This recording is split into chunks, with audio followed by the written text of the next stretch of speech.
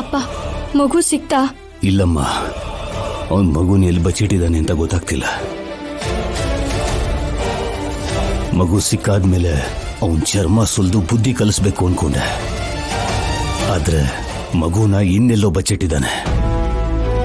ನಾನು ಏನ್ ಮಾಡಿದ್ರು ಮಗುನ ಸಾಯಿಸ್ತೀನಿ ಅಂತ ಬೆದರಿಸ್ತಾ ಇದ್ದಾನೆ. ಅವನಿನ್ ಮನುಷ್ಯನ ಮೃಗನ?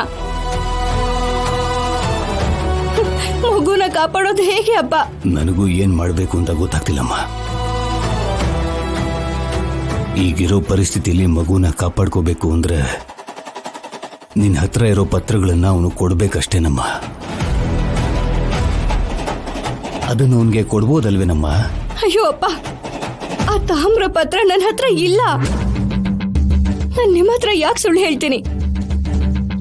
ನೀನೇ ಬಂದು ತಗೊಂಡು ಹೋಗಿರೋ ಹಾಗೆ ವಾಸುದೇವ್ ವಿಡಿಯೋನ ತೋರಿಸ್ತಿದ್ನಲ್ಲಮ್ಮ. ಅಪ್ಪ, ಅದ್ರಲ್ಲಿರೋದು ನಾನಲ್ಲ. ನಂತರ ಯಾರೋ ವೇಷ ಹಾಕೊಂಡು ಅಲ್ಲಿ ಹೋಗಿದ್ದಾರೆ. ಮಗು ಪ್ರಾಣಕ್ಕೋಸ್ಕರ ನನ್ನ ಉದ್ಯೋಗನ, ನನ್ನ ಧರ್ಮನ ಪಕ್ಕಕ್ಕಿಡೋದಕ್ಕೂ ನಾನು ಸಿದ್ಧವಾಗಿದ್ದೀನಿ. ಆದ್ರೆ ನಿಜವಾಗ್ಲೂ ನನ್ನ ಹತ್ರ ತಾಮ್ರ ಪತ್ರ ಇಲ್ಲ ಅಪ್ಪ. ಅದ್ ಯಾರ ಹತ್ರ ಇದೆ ಅಂತ ಗೊತ್ತಾದ್ರೆ ನಾನು ಹೋಗಿ ಅವ್ರ ಕಾಲಿಗೆ ಬೇಕಾದ್ರೂ ಬಿದ್ದು ತಾಮ್ರ ಪತ್ರನ ಅವ್ರಿಗೆ ಕೊಟ್ಬಿಡ್ಬೇಕು ಅಂತ ಅನ್ನಿಸ್ತಾ ಇದೆ. ಆದ್ರೆ ನನಗವ್ರು ಯಾರು ಅಂತ ಕೂಡ ಗೊತ್ತಿಲ್ಲ. ಅದನ್ನ ಕೊಟ್ರೆ ಮಾತ್ರ ಮಗುನ್ ವಾಪಸ್ ಕೊಡ್ತಾನಂತೆ. ಮಗುನ ಕ್ಷೇಮವಾಗಿ ಕರ್ಕೊಂಡು ಬಂದು ಒಪ್ಪಿಸ್ತೀನಿ ಅಂತ ನಾನು ಅಸ್ಮಿತಾಗ್ ಮಾತು ಕೊಟ್ಟಿದ್ದೀನಿ.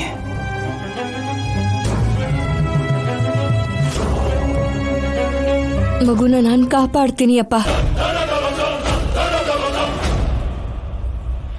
ನೀನಾ? ಹೇಗೆ? ಗೊತ್ತಿಲ್ಲ ಅಪ್ಪ. ಅಪ್ಪ, ನಿಮ್ ಮಗಳ ಮೇಲೆ ನಿಮ್ಗೆ ನಂಬಿಕೆ ಇದೆ ಅಲ್ವಾ? ನಾನು ಹೇಗಾದ್ರೂ ಕಾಪಾಡ್ತೀನಿ. ನಾವು ಮನೆಗೆ ಹೋಗ್ತೀವಿ, ನೀವು ಕೂಡ ಹೋಗಿ ಅಪ್ಪ. ಮಗುನ್ ಕಾಪಾಡಿದ್ಮೇಲೆ ನಾನೇ ಮನೆಗೆ ಫೋನ್ ಮಾಡಿ ಹೇಳ್ತೀನಿ. ನಿನ್ ಜೀವನ ಪಣಕ್ಕಿಟ್ಟು ಸಾಹಸ ಮಾಡ್ತಿದ್ಯಮ್ಮ. ವಾಸುದೇವ್ ಅಂತವ್ರ ಹತ್ರ ಜಾಗೃತೆಯಿಂದ ವ್ಯವಹರಿಸಬೇಕು. ಹುಷಾರಮ್ಮ.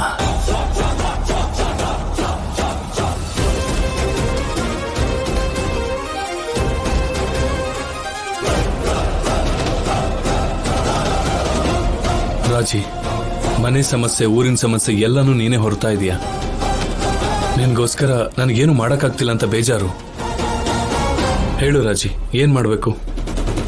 ಬೇಡ ಸರ್, ಆ ವಾಸುದೇವ್ ನನ್ನ ಟಾರ್ಗೆಟ್ ಮಾಡಿದ್ದಾನೆ. ಅವನ್ಗೆ ನಾನೇ ಸರಿಯಾಗಿ ಬುದ್ಧಿ ಕಲಿಸ್ಬೇಕು. ಒಂದು ಹುಡುಗಿ ಜೀವನದಲ್ಲಿ ಇನ್ಯಾವತ್ತೂ ಕೂಡ ಆಟ ಆಡಬಾರ್ದು ಅನ್ನೋದನ್ನ ಅವನು ಕಲ್ತ್ಕೊಳ್ಳೇಬೇಕಾಗಿದೆ.